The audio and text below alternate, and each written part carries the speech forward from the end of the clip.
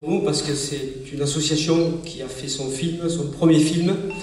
Il était important pour nous de faire ce film, d'abord en pensant aux anciens du GRASPA qui sont nos prédécesseurs, puisque nous, association IBIS, on vient derrière eux et on a la lourde tâche d'essayer de trouver ceux qui ont bien voulu nous laisser. Et ensuite, la deuxième chose, c'est donc rendre hommage à ces anciens. Et la deuxième chose, c'était rendre hommage aussi à Jackie, parce que Jackie est quelqu'un que je connais depuis fort longtemps. Et on voulait partager avec l'ensemble du public ces quelques minutes qu'il a passées seul face à l'EFEB quand il l'a trouvé, et pour laquelle, en fait, il l'avait en face de lui, il a remonté, il a eu beaucoup d'émotions, une grosse charge émotionnelle qu'il a essayé de nous expliquer, de nous transmettre, et qu'on a voulu essayer de remettre en place au travers de ce film. Voilà. Donc ensuite, l'EFEB lui a un petit peu échappé, puisque les médias se sont emparés, tout le monde. Elle a fait son circuit, mais il faut penser que Jackie a passé quelques minutes d'intenses émotions avec cette statue, parce qu'il l'a eu dans les bras. Lui, il a eu la vraie EFEB. Nous, en l'occurrence, François, qui est la doublure de Jackie dans le film, a remonté une copie de l'EFEB. Déjà, c'était très dur, quoi. Enfin, très difficile, parce que, émotionnellement parlant, on s'y voyait, on s'y retrouvait, quoi. Voilà. Il a bien fait de la remonter. Jackie. Sinon, on est à votre disposition si vous avez des questions à nous poser sur le film, ou si vous vient à Jackie ou Roland.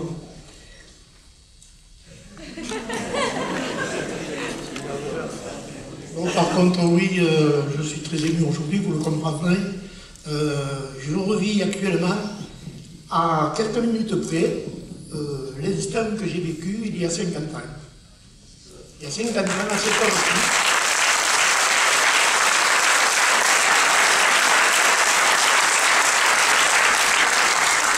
Il y a 50 ans, à cette heure-ci, exactement, vers les 16 heures, j'ai trouvé dans l'EFEB, par hasard, quoique le hasard l'ait quand même provoqué, étant là tous les dimanches, tous les samedis, toute l'année, donc à plonger dans les roues pendant 6 ans, pour retrouver tous ces vestiges qui sont aujourd'hui au musée d'Agde, tout ça avec mes collègues du GRASPA, bien entendu, je n'étais pas seul, avec notre président, Denis Fonker, et ce jour-là, le pont devant être démoli, nous avions décidé, bien entendu, de porter toute notre attention sur les gisements qui étaient à proximité du pont, aussi bien à l'avant qu'à l'avant, de façon à ce que les plongeurs qui allaient venir pour réparer le pont, il a été démoli par la suite, il n'a pas été réparable, mais enfin, au début, les plongeurs devaient venir, donc ils sont venus, c'était pour éviter que les plongeurs ne pillent nos sites archéologiques et prennent les objets, bien entendu, chez eux.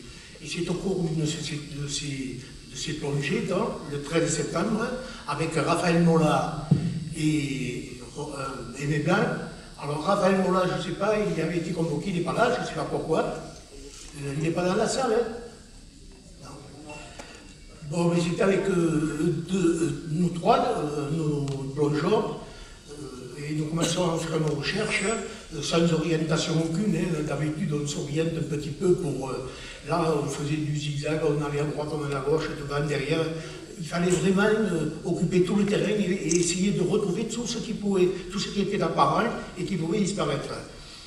À un moment donné, je suis remonté à la surface, j'ai vu M. Doucet, qui est arrivé par Préjoux, qui a plongé à la suite, quoi. Et moi, je suis replongé et je suis parti sur les traces de balles que j'ai rencontrées au fond, qui m'a fait signe tout va bien, moi aussi j'ai fait signe tout va bien, et quand je l'ai vu dépasser d'une dizaine de mètres, Blanc était quand même une personne assez forte, hein, et quand il palmait, je vous garantis que la base elle se soulevait. Hein. Je passe sur un site donc, et à un moment donné j'aperçois la clamide de la statue qui dépassait de la base. Je ne savais pas ce que c'était, mais en fait c'était insolite dans ce fond de gravier, de vases, de cailloux, et je me suis bien donc à dégager. Ah bon, la clamide m'est apparue, puis la tête, enfin l'histoire vous la connaissez sûrement après, une dalle, une louse comme on dit chez nous, qui était sur le torse. J'ai donc dévasé la statue, complètement désenvasé la statue, je l'ai décrochée, en fait si vous voulez, elle était posée sur de la glace, donc elle faisait ventouse, je l'ai soulevée, tout. Une fois qu'elle a été bien dégagée, je suis remonté à la surface, Je pensais aller retrouver Blanc, qui avait remonté sûrement un moment après où il était déjà remonté, pour m'aider à le remonter. Et c'est là que je me suis aperçu que Denis Foncker, le président, était arrivé et il avait vu que les bulles de mon détecteur montaient toujours à la même place, au même endroit. Alors il s'est dit, il y a un plongeur là-dessous qui a trouvé quelque chose qui est en train de le dévaser, puisque les bulles ne bougent pas. Donc il est venu à la barre et il s'est positionné au-dessus. Et quand je suis arrivé au-dessus, j'ai eu la surprise de voir la barque. Denis m'a donné une corde, je suis descendu, je l'ai attaché et j'ai donné les 3 coups qui sont le signal de remontée et j'ai mis à remonter la statue. À ce moment-là, la main qui tenait juste par un petit bout de métal s'est cassé et est tombé au fond. Et là, Blanc est remonté, parce que je n'avais absolument plus d'air, je ne pouvais pas aller rechercher la main. C'est donc Blanc qui est allé rechercher la main, qui l'a remonté à la surface. Et voilà. Ensuite, 6 mois après, Raphaël, voilà, a trouvé 600 mètres à la balle, face à peu près au chantier Palombo, abattoir par là. Il a trouvé un morceau de tuyau et il est sorti de l'eau, il nous a dit « j'ai trouvé un tuyau de poêle ». Mais connaissant Raphaël, je sais très bien qu'il savait ce qu'il avait trouvé. Quand on l'a raclé un petit peu, enlevé les concrétions qu'il pouvait y avoir dessus, on s'est aperçu que c'était du bronze.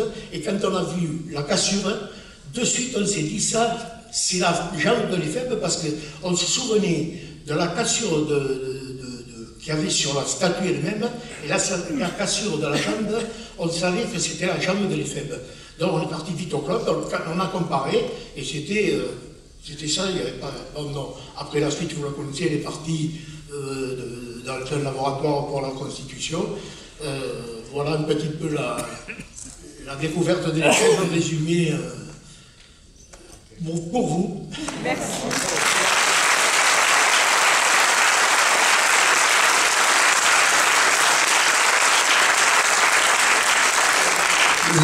Merci Jacques, il est intarissable sur la question, il nous l'a répété, et sans bouger une virgule. C'est ce qui nous a permis d'ailleurs d'essayer de faire une reconstitution aussi fidèle que possible. Et là j'ai une question à te poser, Jacques. Non mais la reconstitution que tu as vue, la partie filmée sous-marine, qu'est-ce que tu en as pensé? Du film? Oui, de la partie sous-marine, la restitution. Très très bien. Très très bien. Je me suis reconnu d'ailleurs. Après, j'ai reconnu ma doublure. Voilà, si vous avez des questions à poser, sinon je sais que le temps est important, le temps est compté, donc... Est-ce que vous plongez encore?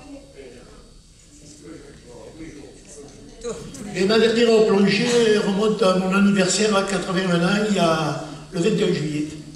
Bravo. Avec mon ami Jean-Paul et mes 2 fils.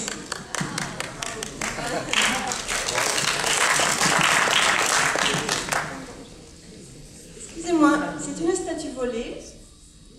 Peut-être je tombe dans le faux, mais c'est une statue volée. Je veux dire par éventuellement un corsaire d'Arles français ou un corsaire qui n'aurait pas de nationalité, qui l'aurait volé dans les caisses d'Alexandre le Grand, statue étant offerte par les Latins aux Grecs. Alors, moi je ne suis pas très bien placé pour en parler parce que je ne suis ni chercheur, ni historien, ni archéologue, mais bon, il y a beaucoup de légendes qui courent autour de cette éphèbe. Une chose est sûre, c'est qu'on sait que c'est un Alexandre, donc c'est une reproduction d'Alexandre le Grand. En étain donc? Oui, je crois en étain. Elle a été datée. Ensuite, si vous avez des questions très pointues ou de savoir d'où elle vient, ça, personne, comme on l'a écrit, nul n'en a aucune idée. Il y a des tas de légendes qui courent là-dessus, comme quoi elle aurait été ramenée à l'époque des Romains parce que pour une riche villa, comme quoi elle aurait été aussi, elle aurait séjourné au Château Laurent et pendant la guerre, les Allemands l'auraient jetée par-dessus bord. Il y a des tas de... Légende pour légende, peut-être il y avait un droit de passage sur le pont d'Arc entre la gare et Agde, et il l'a jeté à la mer, le corsaire, parce que peut-être les gardes forestiers, les gardes routiers, les gardes côtes l'auraient trouvé. Je passe le micro à une légende de plus, voilà. Je voulais vous expliquer aussi pourquoi on a appelé les fèves d'Agde. Parce que finalement, c'est un nom qui lui a été donné, disons, 1 heure après qu'il est sorti de l'eau. les vrais agatois, les agatois de souche, les autres sont des vrais agatois aussi maintenant, mais ceux de souche, se rappelleront de Jules Boudou. Jules Boudou, antiquaire, président de la Galiote, qui, quand il a vu la statue, a dit ça, c'est un éphèbe. Et ce nom lui est resté. Jusqu'à aujourd'hui, d'ailleurs, on l'appelle toujours le musée de l'éphèbe, et c'est l'éphèbe, mais c'est la représentation d'Alexandre Leland. Voilà. Très bien. C'est votre question.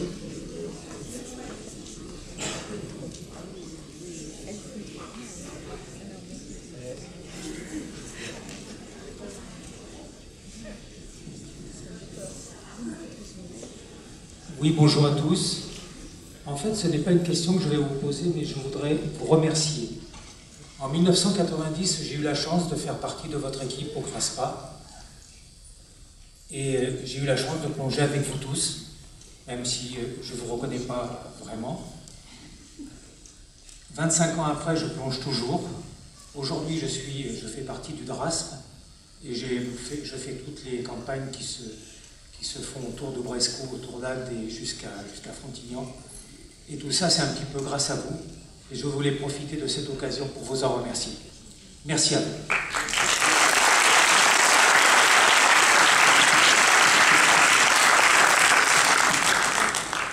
Merci pour ce témoignage. Il est vrai que moi, à l'époque de la découverte, j'avais 6 ans. Mais Jackie, qui était un ami d'enfance à mon papa, que je salue au passage, quand on allait chez lui à son cabanon et qu'on le voyait revenir de ses campagnes de recherche, on l'enviait et on n'avait qu'une envie, c'est de pouvoir monter sur le bateau. Il m'a fallu attendre pratiquement 50 ans pour faire de la plongée avec lui, c'est-à-dire à l'occasion du film. C'est la première plongée que j'ai pu faire avec Jackie et je la remercie. Et je pense qu'on le remercie tous parce qu'il a probablement suscité des vocations.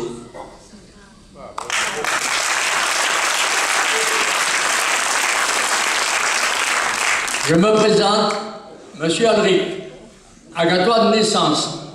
J'aimerais poser la question aux anciens du Graspa et qui nous donnent quelques noms d'autrefois du principal, ça y est, j'ai oublié le nom maintenant,